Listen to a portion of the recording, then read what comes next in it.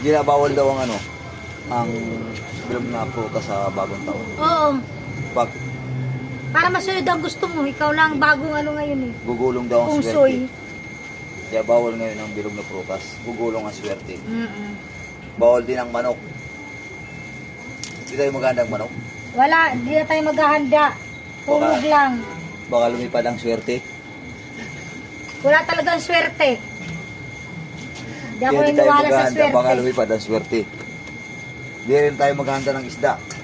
Oo, kasi Baka lalangoy. malunod ang swerte. Oo, lahat. Karni bawal din. Bakit? Baka tumakbo ang swerte. Bawal din ang karne. Baka bawal din ng bakal, bawal din daw ang baka. Baka tumakbo rin ang swerte. Lahat na lang. Bilog na prutas bawal.